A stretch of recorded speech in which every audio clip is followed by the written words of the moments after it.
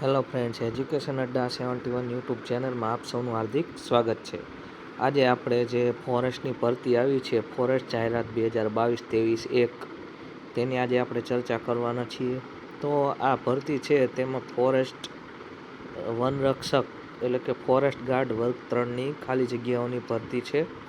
બરાબર છે. આ ભરતીમાં એપ્લાય કરવાનો સમયગાળો ચાલુ થઈ ગયો છે અને 15/11/2022 રાત્રે 12 વાગ્યા સુધી તમે એપ્લાય કરી શકશો. પછી અહીં તમને જિલ્લા વાઇઝ કેટેગરી આપેલી છે કે કયા જિલ્લામાં કેટલી જગ્યાઓ છે તે તમે જોઈ શકો છો. સૌથી વધુ જગ્યાઓ જુનાગઢ જિલ્લામાં છે. સ્વાભાવિક છે, ત્યાં ગીર નેશનલ પાર્ક આવેલો છે, તેથી ત્યાં જગ્યાઓ વધુ હોય. બરાબર છે. તો આમાં શું તમારે ક્રાઇટેરિયા છે, તમે એ ક્રાઇટેરિયામાં આવો છો કે નહીં તેની આપણે ચર્ચા કરશું. તો શૈક્ષણિક લાયકાત, આની શૈક્ષણિક લાયકાત ધોરણ 12 પાસ છે. બરાબર છે. 12 પાસ કરેલું હોવું જોઈએ. પછી આ પરીક્ષામાં ફિઝિકલ ટેસ્ટ માટેનો જે ક્રાઇટેરિયા છે તે પણ અહીંયા આપેલો છે. અને સૌ પ્રથમ આ પરીક્ષા માટે લેખિત એક્ઝામ લેવામાં આવશે, તો તેની પણ આપણે ચર્ચા કરશું. લેખિત પરીક્ષામાં શું તેના માપદંડો છે. બરાબર. જો લેખિત પરીક્ષા છે તે પ્રશ્ન 100 માર્કના પ્રશ્નો રહેશે. એક પ્રશ્નનો 2 ગુણ આપવામાં આવશે. બરાબર છે. અને 0.25 નેગેટિવ માર્કિંગ રહેશે. આ પરીક્ષા માટે ખાસ ધ્યાન રાખજો મિત્રો. હવે લેખિત પરીક્ષાનો સમયગાળો એટલે કે તેમાં શું પૂછાશે તેની આપણે આજે ચર્ચા કરીએ. તો 25% સામાન્ય જ્ઞાન પૂછાશે. સામાન્ય જ્ઞાનમાં શું આવે મિત્રો? તો સામાન્ય જ્ઞાનમાં વર્તમાન પ્રવાહો પણ આવી જાય. પછી સામાન્ય જ્ઞાનમાં આપણે વિજ્ઞાન આવી જાય. સામાન્ય જ્ઞાનમાં બંધારણ આવી જાય. સોશિયલ સ્ટડી આવી જાય. તે દરેક વસ્તુ સામાન્ય જ્ઞાનમાં આવી જાય છે. ભૂગોળ પણ આમાં આવી જાય છે મિત્રો. પછી 12%નું જે છે તે સામાન્ય ગણિત પૂછાશે. એટલે 12% વેઇટેજ ગણિતનું હશે, જે બેઝિક હોય છે, જે દરેકને મોટાભાગનાને આવડી જાય છે. ગુજરાતી ભાષાઓ છે તે પણ 12%ની હોય છે. અહીં ગુજરાતી ભાષા લખ્યું છે એટલે આમાં તમારે ગુજરાતી સાહિત્ય પણ કરવું જોઈએ અને સાથે સાથે તેનું વ્યાકરણ પણ પૂછાવાના શક્યતા છે. હવે બીજો જે 50%નું વેઇટેજ છે તે કુદરતી પરિબળોનું છે, જેવું કે પર્યાવરણ અને ઇકોલોજી. પછી વનસ્પતિ વિશેનું વિજ્ઞાન. સ્વાભાવિક છે, વનરક્ષકની ભરતી હોય તો વનસ્પતિ વિશે તો જાણવું જરૂરી બને છે.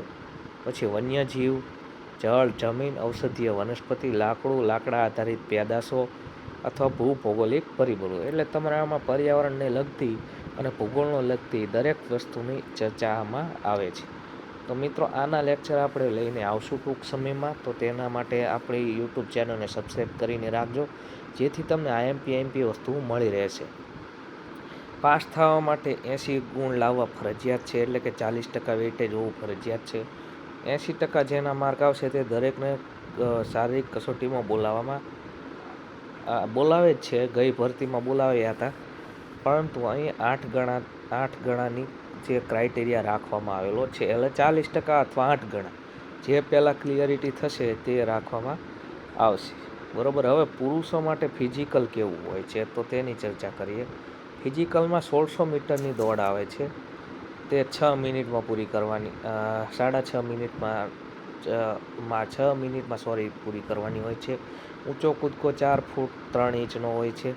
લાંબો કૂદકો 15 ફૂટનો હોય છે. અને પુલઅપ ઓછામાં ઓછા 8 વખત કરવાના હોય છે. રસ્સા ચડવાના હોય છે, જે 18 ફૂટના હોય છે. આ પુરુષ ઉમેદવાર માટે. અને સ્ત્રી ઉમેદવાર માટે 800 મીટરની દોડ હોય છે.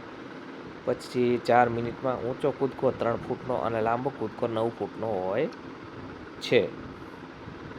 પછી અહીં કોઈ મૌખિક ઇન્ટરવ્યૂ કે તે રાખવામાં આવેલા નથી. તો મિત્રો, આ હતી જે આપણે દરેક ફિઝિકલ, લેખિત અને દરેક વસ્તુની ચર્ચા કરી. હવે ભરતીમાં કેટલી જગ્યા છે તેની ચર્ચા બાકી રહી ગઈ છે, તેની ચર્ચા કરીએ તો ટોટલ 823 જગ્યા ઉપર ભરતી કરવાની છે. જે થોડાક સમય પહેલાં 1-1.5 વર્ષ પહેલાં જે લેવાની હતી તેમાં 450 સમથિંગ લેવાના હતા.